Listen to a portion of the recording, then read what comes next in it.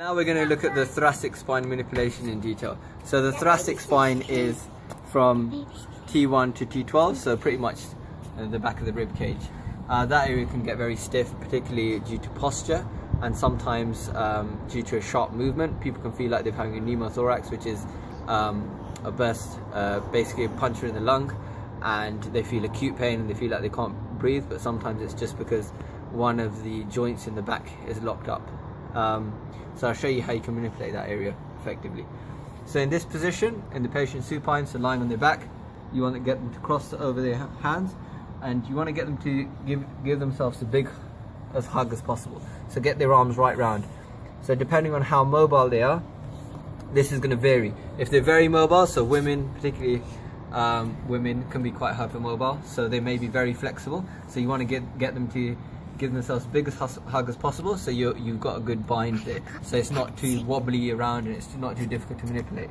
So next you get them to bend their knee. So if I get you to bend this knee for me, please. Thank you. And now I can roll the patient towards me. So I bent the knee so that I can roll the patient, and I can feel along the thoracic spine. So I can feel for any particular points of stiffness, and there's one there. In terms of landmarks, top of the shoulder blade is T3, bottom is T7. So I can, in terms of for my examination and for my notes, I know whereabouts I am, so there's a restriction there. And then the contact is, I use fist type contact.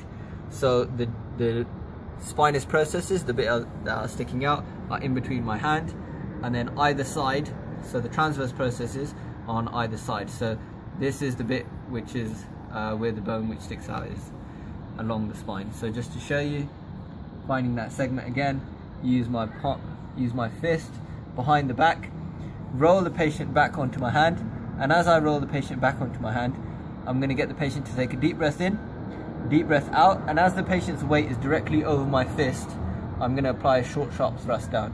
Just to show you what that looks like if you come in a bit closer. And take a deep breath in for me, please, sir, and breathe out.